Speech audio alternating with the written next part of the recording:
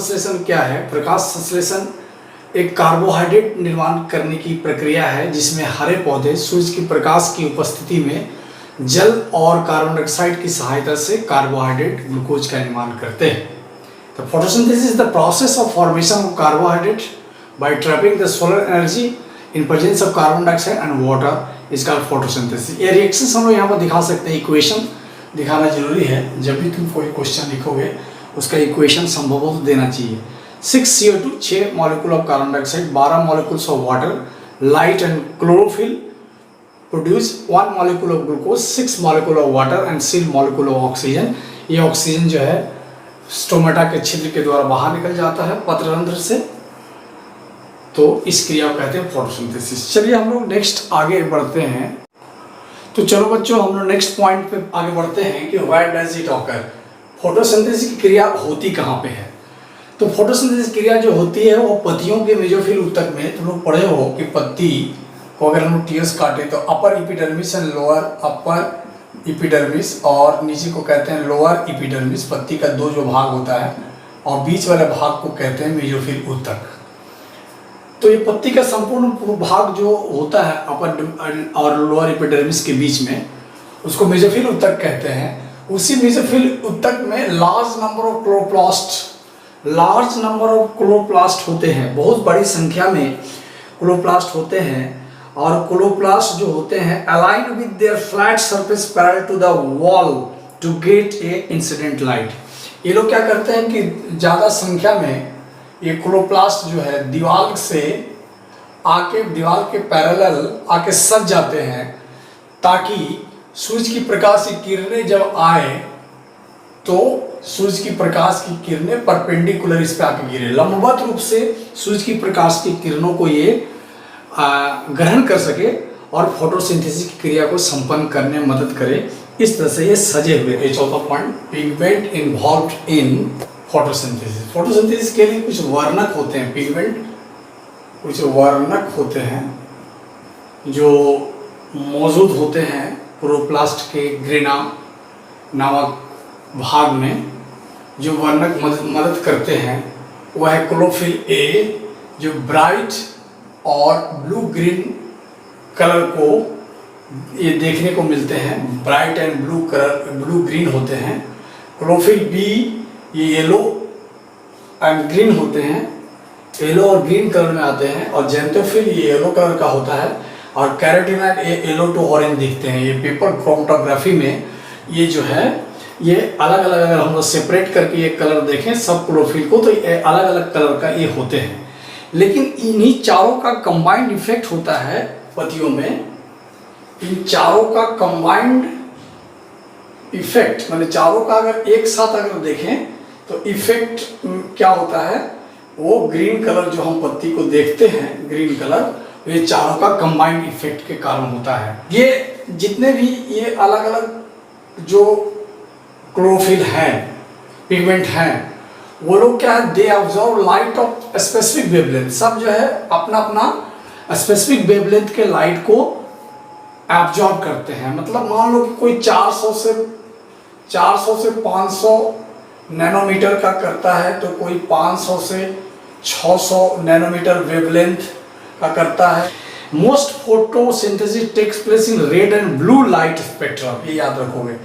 अगर हम लोग सफ़ेद लाइट सूरज की जो किरणें गिरती हैं, पता है उसमें भीप जी और 7 कलर होते हैं, उसमें से ये ब्लू और लास्ट वाला जो रेड आर है, ये रेड और ब्लू ये 2 कलर के स्पेक्ट्रम में फोटोसिंथेसिस की क्रिया सबसे अधिक होती है, रेड में, उसके बाद सेकेंड ब्लू में।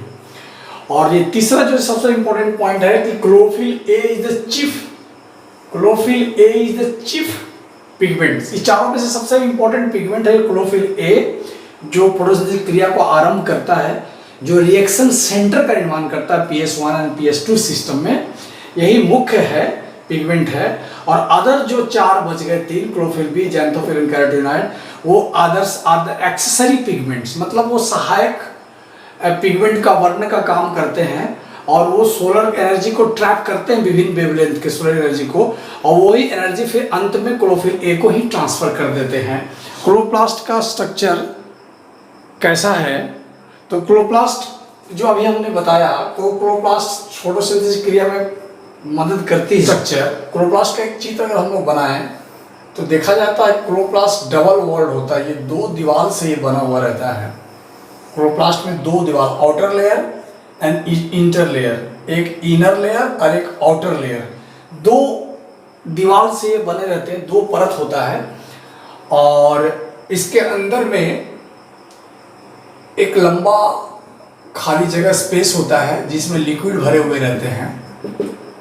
इसको कहते हैं stroma, stroma, fluid stroma, liquid भरा हुआ भाग। और इसमें डिस्क शेपेड एक स्ट्रक्चर होता है, डिस्क शेपेड स्ट्रक्चर होता है, इसको कहते हैं थाइलाकॉइड, थाइलाकॉइड। ये डिस्क शेपेड स्ट्रक्चर होता है, डिस्क जैसा। ये भी मेम्ब्रेन्स स्ट्रक्चर है, ये भी मेम्ब्रेन्स स्ट्रक्चर है डिस्क जैसा, इसको कहते हैं थाइलाकॉइड। और इस थाइलाकॉइड में अगर हम लोग देखें तो ये प्रोटीन और पिगमेंट से मिलकर बना रहता है। ये थाइलाकॉइड जो होता है वो स्ट्रोमा में रहता है, स्ट्रोमा में क्लोरोप्लास्ट का। और ये क्या करता है, ऐसा ऐसा बहुत सारे थाइलाकॉइड स्टैक कर जाते हैं, पाइल अप कर जाते हैं, एक दूसरे से सज जाते हैं।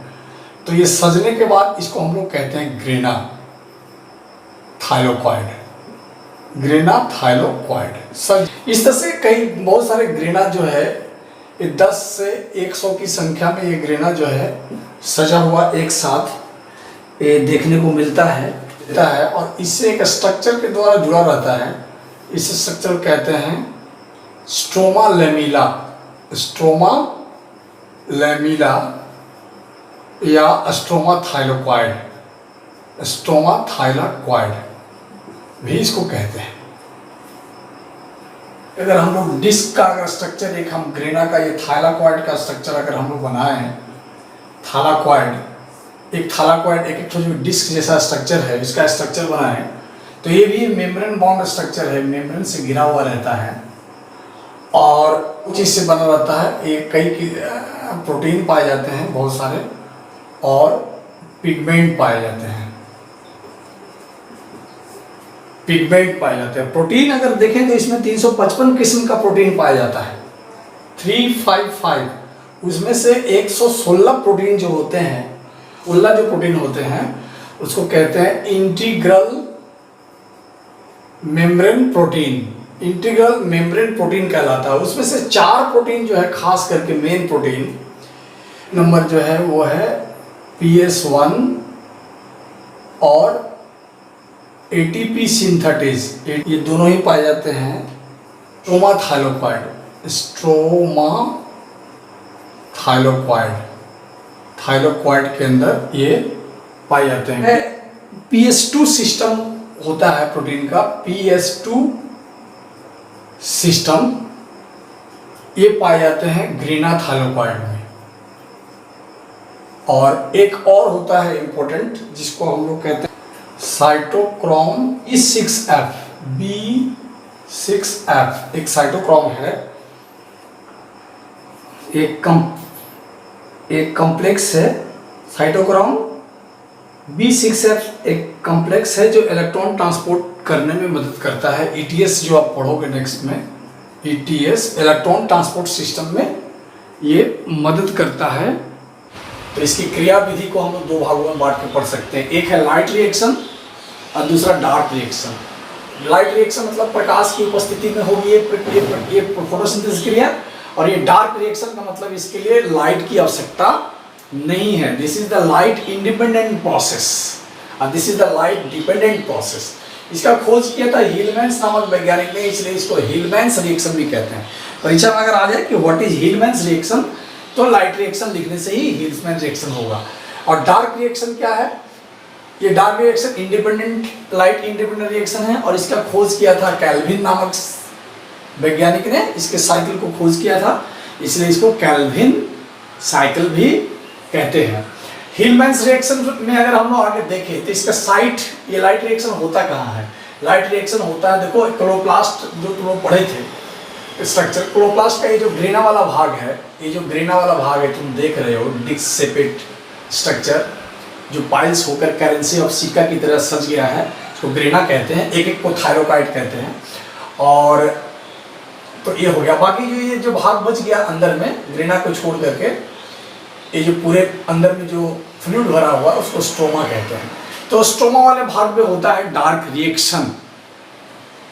फोटोसिंथेसिस का लाइट रिएक्शन स्टार्ट करने से पहले एक चीज जान लेना होगा कि LHC क्या है। LHC light harvesting complex, LHC को कहते हैं लाइट हार्वेस्टिंग कॉम्प्लेक्स। का मतलब हुआ लाइट को ग्रहण करने वाले जो कुछ प्रोटीन्स और पिगमेंट्स हैं, प्रोटीन्स और पिगमेंट से मिलकर बनते हैं, कॉम्प्लेक्स स्ट्रक्चर है, जटिल रचना है, इसलिए इसको लाइट हार्वेस्टिंग कॉम्प्लेक्स कहा जाता है। लाइट हार्वेस्टिंग मतलब लाइट को ग्रहण करने वाले, सूरज के से निकलने वाले विभिन्न तरह के जो वेव लाइट है उसको ग्रहण करते हैं। तो यहाँ पर तुम लोगों को ये स्ट्रक्चर है, एक लाइट हार्वेस्टिंग कॉम्प्लेक्स का मैंने एक चित्र बनाया है, तुम लोग देख रहे हो। ये यहाँ पर देखो तुम लोग कि ये कैसे बनता है। ये made up of 100 molecules of pigments. इसमें बहुत सारे पिगमेंट्स तुम लोगों को पढ़ाया गया, chlorophyll A, chlorophyll B, xanthophyll, carotene. तो इस तरह के बहुत सारे 100 नंबर ऑफ पिगमेंट्स से बॉन्ड टू प्रोटीन्स, और ये प्रोटीन से मिलकर के बनते हैं। यानी कि ये पिगमेंट्स प्लस प्रोटीन से बनते हैं LHC। और इसका काम क्या है? Absorb different wavelength of light. विभिन्न रेंज के जो लाइट का जो वेवलेंथ होता है ये ग्रहण करते हैं, इसलिए इसको लाइट हार्वेस्टिंग कॉम्प्लेक्स कहते हैं। और मेक्स द फोटोसिंथेसिस इफिशिएंट, और फोटोसिंथेसिस क्रिया को ये बहुत ही इफिशिएंट, दक्ष बनाता है। Single chlorophyll A molecule form the reaction centre. देख लो यहाँ पर एक मॉलिक्यूल का एक सिंगल क्लोरोफिल का मॉलिक्यूल एक होता है, क्लोरोफिल ए का एक सिंगल मॉलिक्यूल होता है जो रिएक्शन सेंटर का काम करता है। और ये जब प्रकाश की किरणें, जब सूरज की किरणें जब आती है पृथ्वी पर, और जब ये इस पिगमेंट पे LHC पर गिरता है, लाइट हार्वेस्टिंग एंटीना के किसी भी पिगमेंट पे, वो पिगमेंट इस फोटोन एनर्जी को ग्रहण कर, फोटोन में जो एनर्जी होता है जिसको क्वांटम कहते हैं, एनर्जी E इक्वल टू होता है h nu Planck's constant and frequency of the light को मल्टीप्लाई करेंगे एनर्जी आ जाएगा, इसको क्वांटम कहते हैं। और ये सूरज की लाइट की एनर्जी को क्वांटम में मापते हैं, क्वांटम।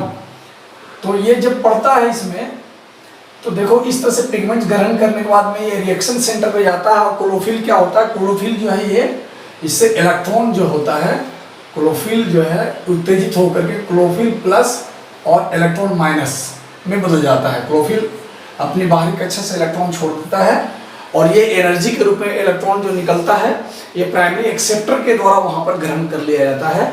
और बाद में इलेक्ट्रॉन ट्रांसपोर्ट सिस्टम से चलता हुआ ATP का निर्माण करता है, और फोटो सिस्टम 1 में पहुंचकर फिर NADP से NADPH का निर्माण होता है। वो हम लोग आगे पढ़ेंगे।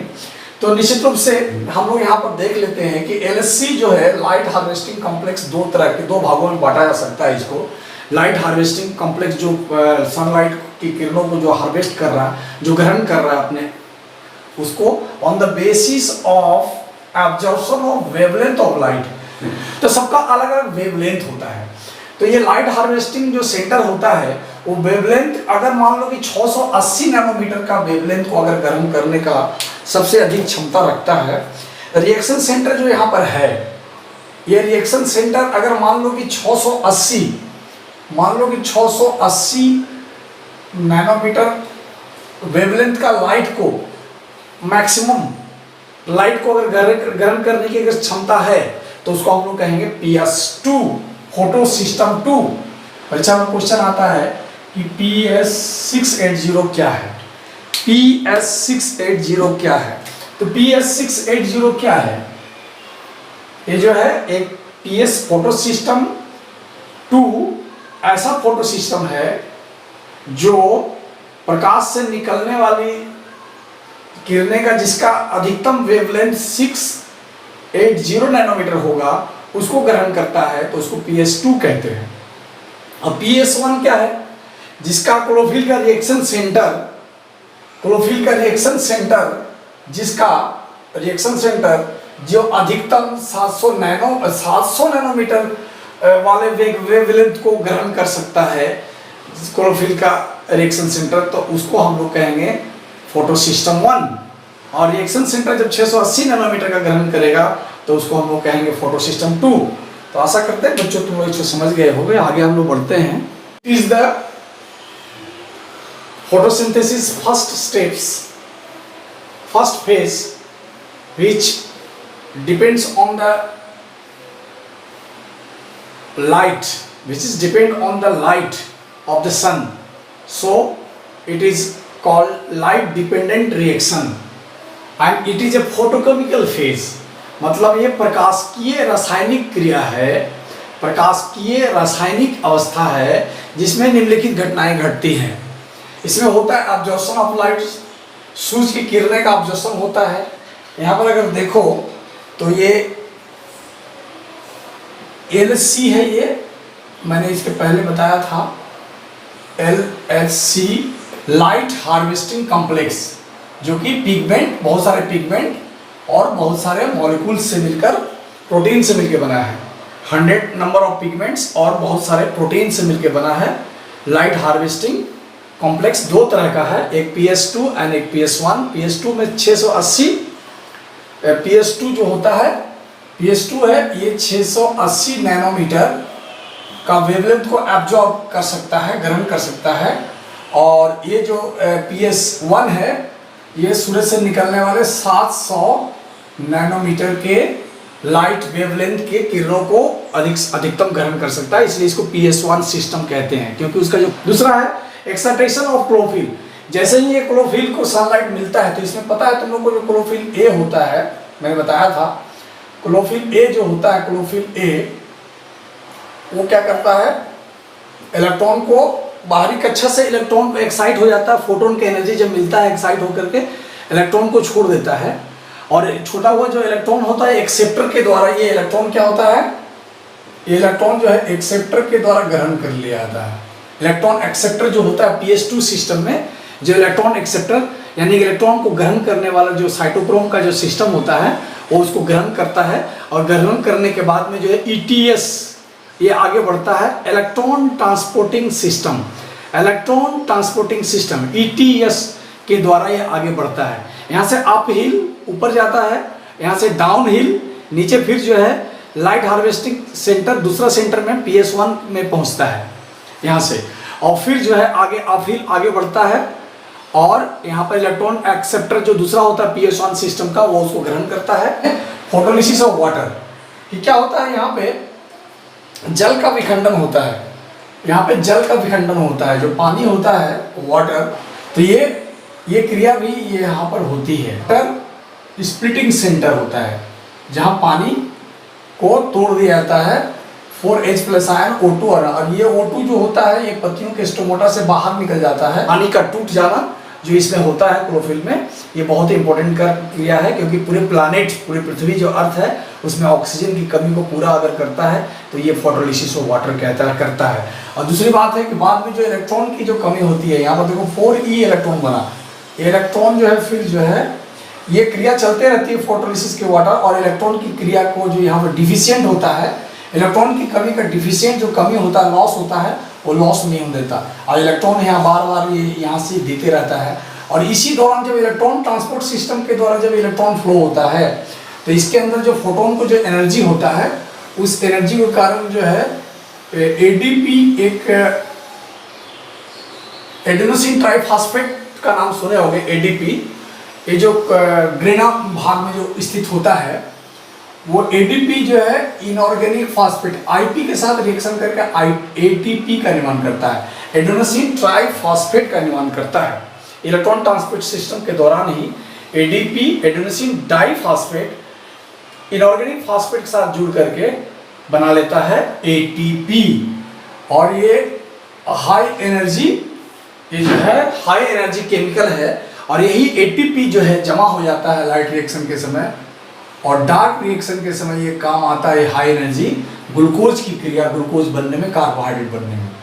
तो और भी जो है इलेक्ट्रॉन फ्लो में कुछ एनर्जी तो यहाँ बन गया, और इसके लिए लाइट की भी आवश्यकता होती है, इसलिए इसको फोटोफॉस्फोरिलेशन भी कहते हैं।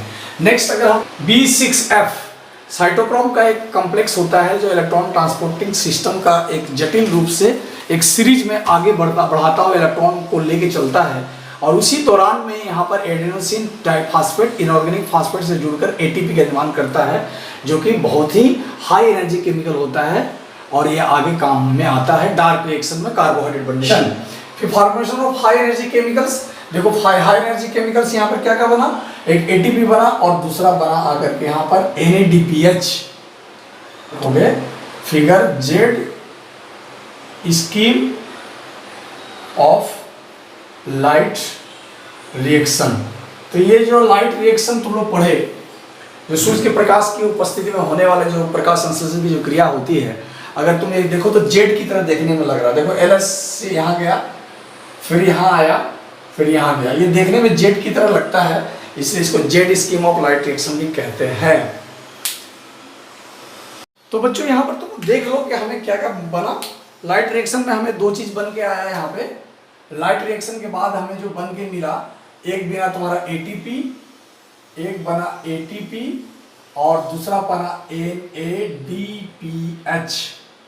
NADPH, और एक तो पानी बना, ऑक्सीजन बना, जो ऑक्सीजन पत्तियों से बाहर निकल के चला गया वातावरण में, और ऑक्सीजन की कमी को वातावरण में पूरा हो गया।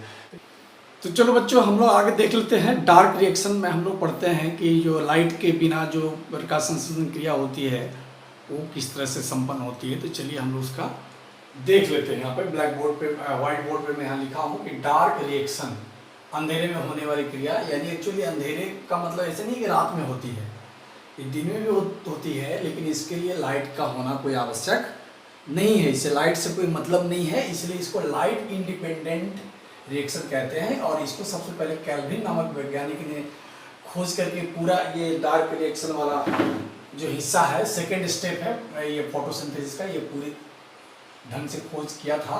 और उसने बताया था कि ये साइक्लिक रूप से चक्राकार रूप में होता है, और इसीलिए इसको कैल्विन के नाम पर कैल्विन साइकिल भी कहते हैं। तो देखो इसके बारे में कुछ लिखा हूँ। आफ्टर वर्ल्ड वॉर 2 जब दूसरा विश्व युद्ध हुआ, उसके बाद में ये बायोसिंथेसिस क्रिया कर रहा था ये वैज्ञानिक, और यूज किया था रेडियो एक्टिव एक तत्व था कार्बन 14 एक रेडियो एक्टिव तत्व था, जिसको लेकर के स्टडी किया था। Study in the algal biosynthesis, algae के ऊपर में, एल्गी जाति के जो पौधे होते हैं हरे होते हैं, उसको लेकर के कार्बन 14 का रेडियो एक्टिव सब्सटेंस डाल करके उसका स्टडी कर रहा था, एक्सपेरिमेंट कर रहा था। तो वो डिस्कवर्ड किया फर्स्ट, सबसे पहले कि carbon dioxide fix product was PGA। तो बताया था कि सबसे पहले जो बायोसिंथेसिस शुरू होता है और ग्लूकोज बनने की प्रक्रिया में, फोटोसिंथेसिस में सबसे पहला जो प्रोडक्ट बनता है, first carbon dioxide fixation, carbon dioxide fix करके जो प्रोडक्ट बनाता है कार्बन डाइऑक्साइड के साथ में, वो है PGA, फास्फोग्लिसरिक एसिड। और ये एक 3 कार्बन कंपाउंड, PGA क्या होता है, 3 कार्बन वाला कंपाउंड है, यानी 3 कार्बन वाला ये यौगिक है। ये सबसे पहले उसने बताया था। और he gives A complete biosynthesis of carbohydrate, और कार्बोहाइड्रेट किस तरह से कंप्लीटली ये बनता है पौधों में, वो पूरी तरह से ये दिया था, कंप्लीट बायोसिंथेसिस, इसलिए इसको कैल्विन साइकिल भी कहते हैं। तो चलो बच्चों हम थोड़ा देख लेते हैं कि होता कैसे है। अब क्या होता है, कार्बन डाइऑक्साइड जो पत्तियों के पत्र रंध्र से, स्टोमाटा से होते हुए अंदर प्रवेश करता है और क्लोरोप्लास्ट में आ जाता है।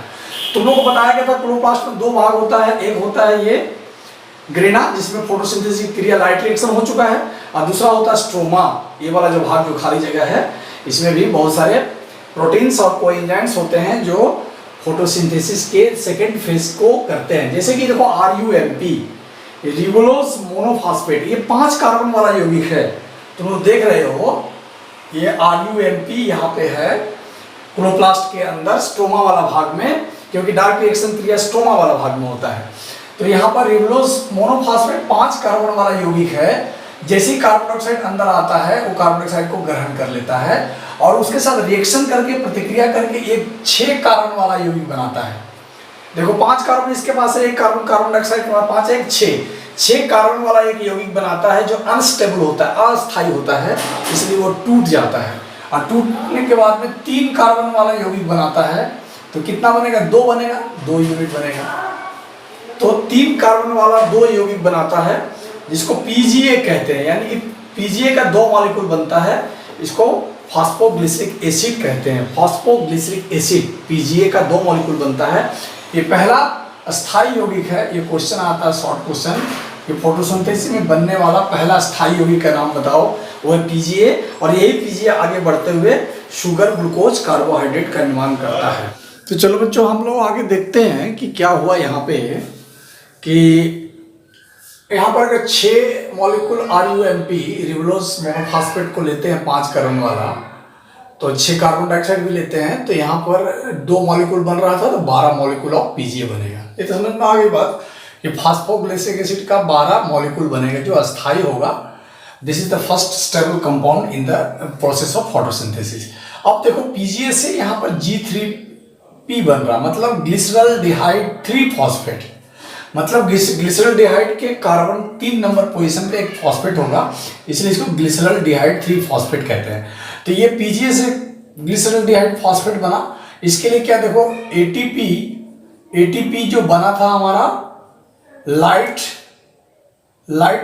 रिएक्शन के समय, वो एटीपी यूज किया, और उसमें जो एनर्जी जमा था वो एनर्जी इनऑर्गेनिक फॉस्फेट के रूप में मिल गया, और ये खुद एडीपी में कन्वर्ट हो गया। और NADPH जो बना था लाइट रिएक्शन में, उसका भी एनर्जी यहाँ पे लिया और ये NADP में बदल गया। तो जो इलेक्ट्रॉन ट्रांसपोर्ट के कारण जो एनर्जी इसमें आया था, फोटोन का energy, high energy chemical energy दिया, और फिर पीजीए को बदल दिया G3P में, ग्लिसरल्डिहाइड 3 फॉस्फेट। ये अगर 12 अणु अगर लेंगे, तो यहाँ पर तुम देख रहे हो कि ये भी जो है 12 अणु में कन्वर्ट होगा।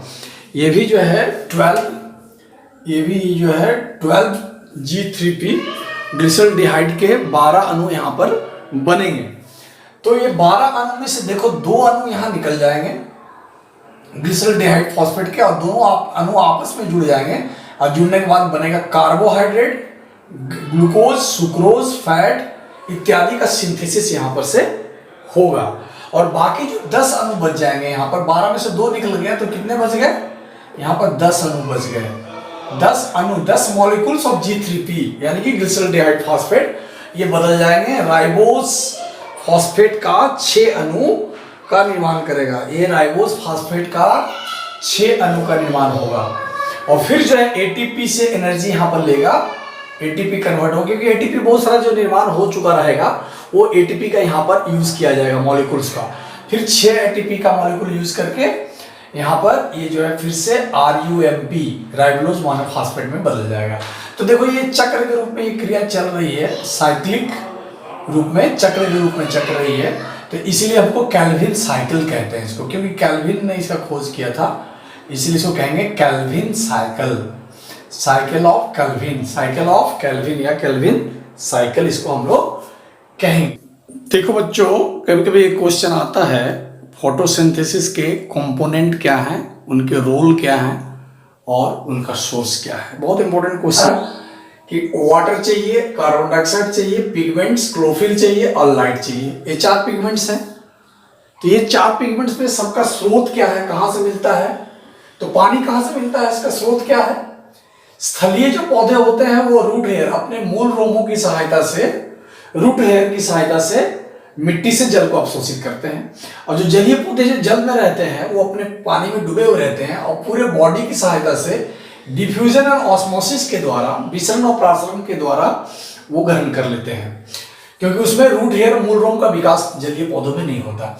और इसका रोल अगर हम बोले कि इसका काम क्या है पानी का, अगर तुम लोग देखोगे कि उसका पानी का काम क्या है जल का, तो इसको हम रॉ मटेरियल कहते हैं। ये कच्चा पदार्थ के रूप में यूज किया जाता है। कार्बन डाइऑक्साइड और ये दोनों को कच्चा पदार्थ कहा जाता है, रॉ मटेरियल है। और दूसरा इसमें फोटोलिसिस ऑफ वाटर, पानी का जल का विखंडन होता है, और जल का विखंडन होने के बाद में इसका काम क्या है, ऑक्सीजन बाहर निकलता है। तुम लोगों को पता है बहुत इंपॉर्टेंट काम है। अगर हवा में ऑक्सीजन की मात्रा कम हो जाए तो पूरी दुनिया में पृथ्वी को जीवों को जीना मुश्किल है। ये बहुत इंपॉर्टेंट काम है।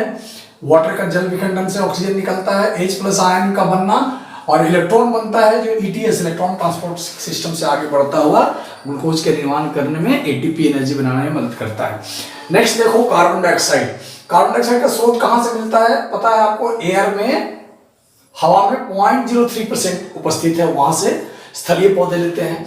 और जो वाटर में जो एक्वाटिक एनिमल हैं, जो एक्वाटिक जीव जंतु हैं, पौधे हैं, जो एक्वाटिक एनिमल या प्लांट्स, हम लोग प्लांट्स पढ़ रहे हैं, तो एक एक्वाटिक जो पौधे होते हैं वो जल में घुले हुए कार्बन डाइऑक्साइड को ग्रहण करते हैं। चलो इसका रोल क्या है, कार्बन डाइऑक्साइड क्या काम है? Reduce the sugar, reduce into sugar, glucose carbon dioxide ही अंत में ग्लूकोज में बदलता है। ग्लूकोज में जो C6H12O6 जो कार्बन का जो 6 यहाँ पर दिखाई पड़ रहा है, कार्बन के जो 6 एटम्स यहाँ देख रहे हो, ये जो है ये कार्बन डाइऑक्साइड से ही जाता है, मिलता है। यानी carbon dioxide bridge to sugar and glucose, ये बहुत इंपॉर्टेंट फंक्शन है। ये कार्बन डाइऑक्साइड नहीं होने से ग्लूकोज नहीं बने। अब पिगमेंट तुम लोगों को पता है, क्लोरोफिल ए बी, तो जो भी क्लोरोफिल है ये कहाँ पाया जाता है, स्रोत क्या है इनका? इन ग्रीन प्लांट, क्लोरोप्लास्ट में, हरे पौधे जितने हरे पौधे, तना जो हरा भाग है पौधों का, उसमें पाया जाता है, ये स्रोत है। और इसका काम क्या है? क्योंकि ये ऑब्जॉर्ब करते हैं, ये जो क्लोरोफिल के जो पिगमेंट्स हैं वो क्या करते हैं, सूर्य से निकलने वाली किरणों का जो फोटोन होता है उस एनर्जी को एब्जॉर्ब, ग्रहण कर लेते हैं, अवशोषित कर लेते हैं। और क्लोरोफिल जो इसके अंदर होता है पिगमेंट, उत्तेजित होकर के इलेक्ट्रॉन पैदा करता है और अंत में जो है कार्बोहाइड्रेट और एटीपी और एनर्जी और फैट का निर्माण में ये मदद करते हैं, ये पिगमेंट्स। नेक्स्ट लाइट है। लाइट सूरज से ये प्राप्त होता है। कहाँ से प्राप्त होता है? सूरज से, सन की किरणों से ये प्राप्त होता है लाइट। और ये ब्लू, खास करके इसका ब्लू एंड रेड, जो रेड कलर का जो है सबसे अधिक फोटोसिंथेसिस क्रिया होती है रेड स्पेक्ट्रम में।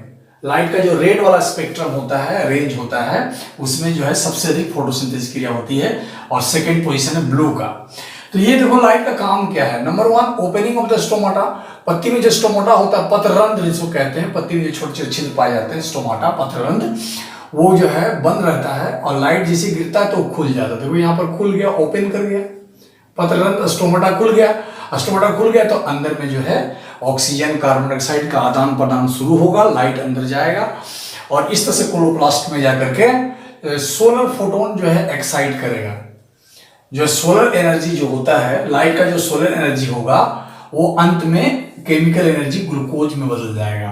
तो सूर्य से निकलने वाले जो फोटोन में जो एनर्जी है, इसको सोलर एनर्जी कहते हैं। Solar energy is converts into chemical energy.